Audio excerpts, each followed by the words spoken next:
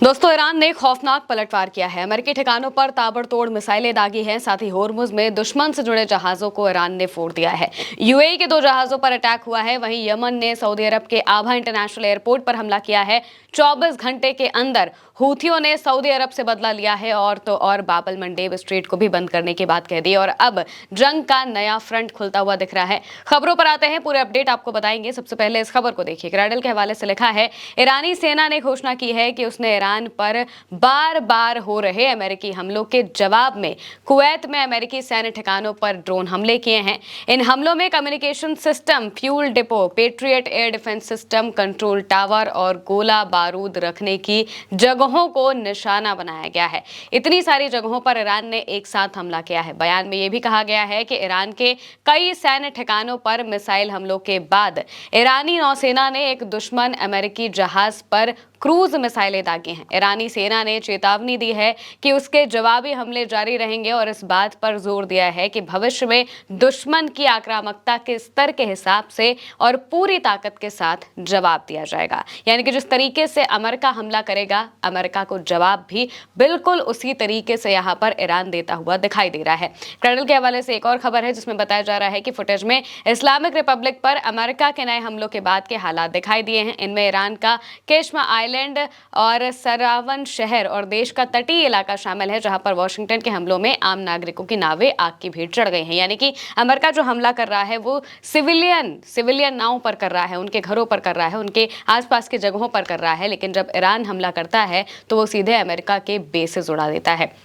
America ने बीती रात फिर स्ट्राइक की थी ईरान के ऊपर और इसी के जवाब में ईरान ने ताबड़तोड़ कार्रवाइयां की। 6 से ज्यादा देशों पर अटैक किया गया, जिसमें यूएई भी शामिल है, जिसमें अब यमन की तरफ से सऊदी अरब पर भी अटैक हुआ है। वहीं दूसरी तरफ ईरान ने कुवैत, बहरीन, जॉर्डन समेत इन सब देशों पर ताबड़तोड़ हमले किए हैं। इनकी जो डिटेल है वो भी हम आपको आगे बताएंगे, लेकिन ये खबर आगे की बहुत जरूरी है, जिसमें यूएई ने बताया है कि कैसे ईरान ने क्रूज मिसाइलें दाग दी हैं उसके जहाजों पर। क्लैश रिपोर्ट के हवाले से लिखा है, यूएई का कहना है कि दक्षिणी होर्मुज स्ट्रेट में ईरानी क्रूज मिसाइलों ने उसके 2 तेल टैंकरों पर हमला किया है, जिसमें चालक दल के एक भारतीय सदस्य की मौत हो गई और 8 अन्य घायल हो गए। यानी कि यूएई के जिन 2 टैंकरों पर हमला किया गया था उसमें से एक में भारतीय सदस्य शामिल थे जिसकी मौत हो चुकी है और 8 से ज्यादा लोग घायल हुए हैं, ये बताया गया है। और क्रूज मिसाइलें इस पर सीधे ईरान ने दागी थी। दरअसल ये जो जहाज हैं ये अमेरिका के कहने पर यहां से निकलने की कोशिश कर रहे थे, जबकि ईरान ने पूरे होर्मुज को बंद कर दिया है। अब जब होर्मुज को बंद किया है तो जाहिर सी बात है कोई जहाज वहां से निकलने की कोशिश करेगा तो उस पर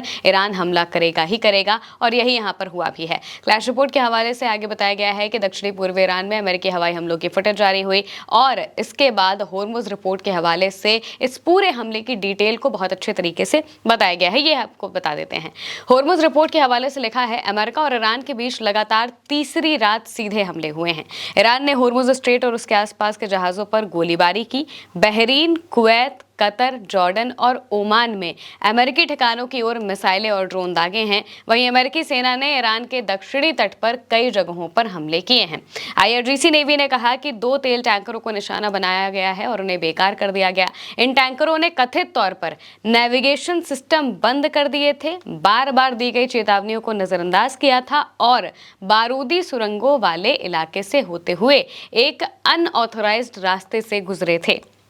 यानी कि ये जो जहाज है जिन पर ईरान ने हमला किया, हमला इस वजह से हुआ क्योंकि पहले तो इन्होंने अपनी लोकेशन ना दिख पाए, इस वजह से अपने वो जो चीज़ें हैं वो ऑफ कर दी और इसके बाद वो अमेरिका के बताए गए रास्ते से निकलने की कोशिश कर रहे थे। इसी वजह से इन पर हमला होता है। अब जब अमेरिका हमला करता है तो अमेरिका ने किन किन जगहों पर हमला किया है उसकी भी रिपोर्ट सामने आई है, जिसमें बताया गया है कि बंदर अब्बास, चाबहार, कोनारक, सिरिक, जस्क, किश द्वीप, बंदर कंगन, जाम, बुशहर और सरावन में धमाकों और अमेरिकी हमलों की खबरें सामने आई हैं और ईरान का एयर डिफेंस सिस्टम एक्टिवेट हुआ है। ताज़ा हमलों में बहरीन से अमेरिकी ATACMS बैलिस्टिक मिसाइलें दागने ईरान के दक्षिणी तट पर और अमेरिका के जो हमले हैं उस हमलों में जॉर्डन की ओर से ईरानी मिसाइलें दागने और ईरानी नौसेना की क्रूज मिसाइलों द्वारा अमेरिकी जहाज को निशाना बनाने की खबरें शामिल हैं।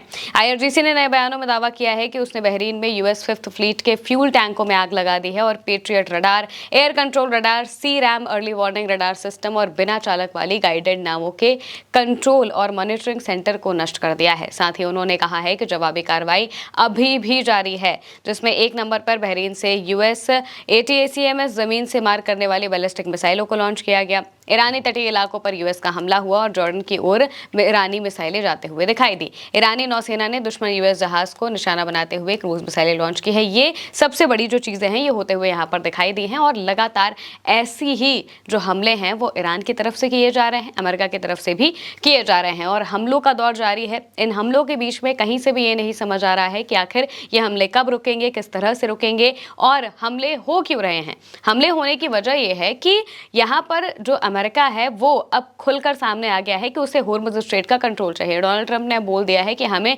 होर्मुज स्ट्रेट का कंट्रोल चाहिए। यूएसए को उन्होंने गार्डियन ऑफ द होर्मुज बता दिया है, यानी कि होर्मुज का रक्षक या फिर होर्मुज का देवता बता दिया है।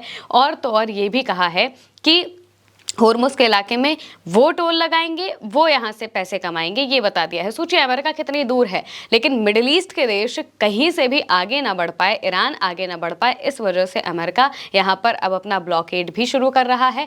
और तो और यहाँ पर उसने साफ कहा है कि होर्मुज को वो कंट्रोल करना चाहता है। ये बात हम आपको बहुत पहले से बता रहे हैं कि होर्मुज के इलाके को कब्जाना चाहता है अमेरिका और अब वही बात खुलकर डोनाल्ड ट्रंप ने भी कह दी है। सेंटकॉम ने अपना ब्लॉकेड लगा दिया है और ये ब्लॉकेड सभी जहाजों के लिए लगाया गया है, सिर्फ ईरान के लिए नहीं।